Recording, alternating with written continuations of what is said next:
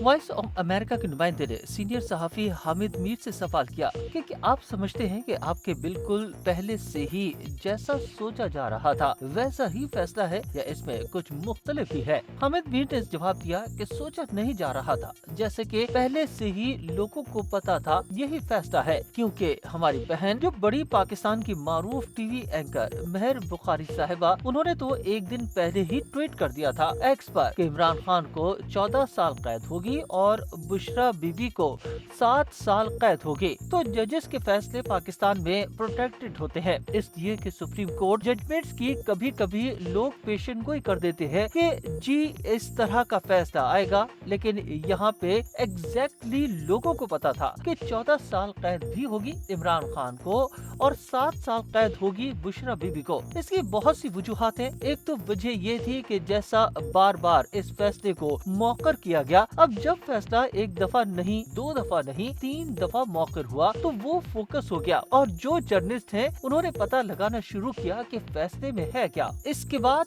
फिर जेल में तकरीबन 7-8 दिन पहले इमरान खान साहब को ये मैसेज दिया गया कि भाईजान आपको हम 14 साल कैद दे रहे हैं, प्लीज आपकी मेहरबानी होगी कि आपने ज्यादा गालियां नहीं निकालनी। तो इमरान खान साहब हंस पड़े, उन्होंने कहा कि यार ये किस किस्म का तुम मैसेज लेकर आए हो कि मुझे कैद भी होनी है और गालियां भी नहीं देनी है, तो पैगाम रसानी कहाँ है। हाँ जी, बस हमें जो मैसेज दिया गया है वो बस यही है कि आपको 14 साल कैद होगी और गालियां भी नहीं देनी। इमरान खान को पता था कि मुझे 14 साल कैद होनी है और खुद मुझे यानी हामिद मीर ने अपने मुतालिक बताया कि पिछले 5-6 दिन में ही पीटीआई के बहुत से लोगों ने बताया कि जी वो फैसला जो मौकर हो रहा है, लेकिन हमें पहले से पता है कि खान साहब को 14 साल और बुशरा बीबी को 7 साल कैद होनी है। और जब हमने पूछा कि आपको पता कैसे चला, तो उन्होंने बताया कि हमें अडियाला जेल से पता चला, क्योंकि इधर मैसेज किया गया कि अभी हम आपको इसमें कन्वेंट करेंगे,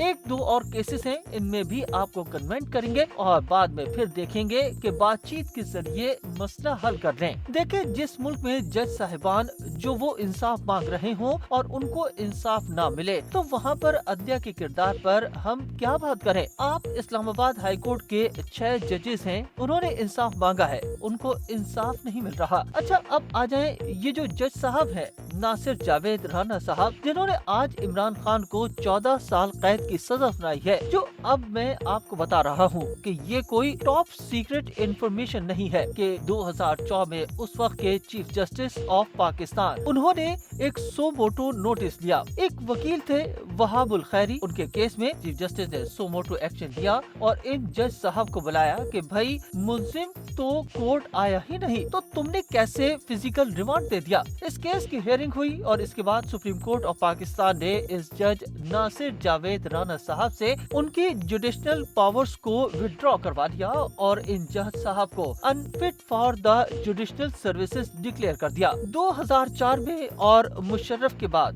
2022 में दोबारा ये जज साहब शहबाज शरीफ साहब की हुकूमत इस शख्स को अकाउंटेबिलिटी कोर्ट का जज बना देती है। अब मुझे आप ये बताएं कि एक जज साहब जिनको सुप्रीम कोर्ट ऑफ पाकिस्तान ने unfit for the jurisdictional service declare किया हुआ है, ये सब कैसे हुआ, वो कैसे हुआ। और दूसरी बात ये है कि ये जज साहब 2004 में भी डिसमिस हो चुके हैं। भाई आप पहले तो ये बताएं कि 2004 में जो आपको डिसमिस किया था, तो आप दोबारा जज कैसे बन गए। इन जज साहब के बारे में इस कोर्ट ऑर्डर में ये कहा गया था कि ये PLD सन 2005 में भी रिपोर्टेड है। ये जजमेंट सुप्रीम कोर्ट की और लॉ एंड जस्टिस कमीशन की सन 2004 की रिपोर्ट में भी है। इसमें भी इंसाफ के बारे में सारा लिखा हुआ है। तो जब एक ऐसा जज जिसको सुप्रीम कोर्ट ने डिसमिस किया हुआ है और इसकी जुडिशनल पावर्स को विड्रॉ किया हुआ है और unfit for the jurisdictional service करार दिया हुआ है, इन साहब से आप एक साबिक प्राइम मिनिस्टर को सजा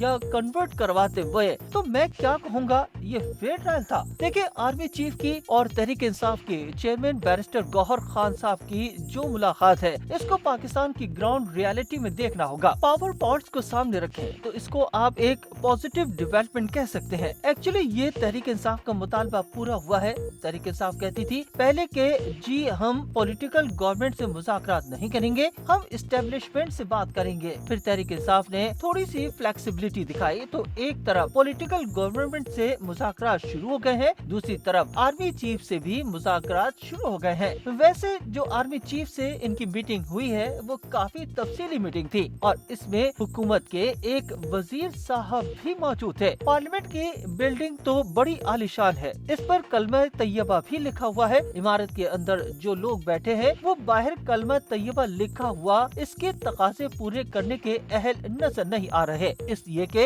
इस इमारत के अंदर बैठे लोगों ने जो कानून साजी की है, इस कानून साजी में पाकिस्तान के आइन की खिलाफ वर्जी की गई है और इस इमारत में मुंतखब नुमाइंदों को अगवा किया गया है। नकाब पोश अफराद ने उन्हें अगवा किया। पीटीआई वालों को पता है कि हमें किसने अगवा किया है, वो नाम नहीं लेते। हुकूमत अपना किरदार सही तरीके से अदा कर रही है, न अपोजिशन अपना किरदार सही तरीके से अदा कर रही है। बाकी इमारत ही इमारत है और इस इमारत के अंदर बैठी हुई हुकूमत और अपोजिशन, इन दोनों को चाहिए कि इस इमारत के सामने जो लिखा हुआ है ला इलाहा इल्लल्लाह मुहम्मद रसूलुल्लाह, इसके तकाजे भी पूरे करें।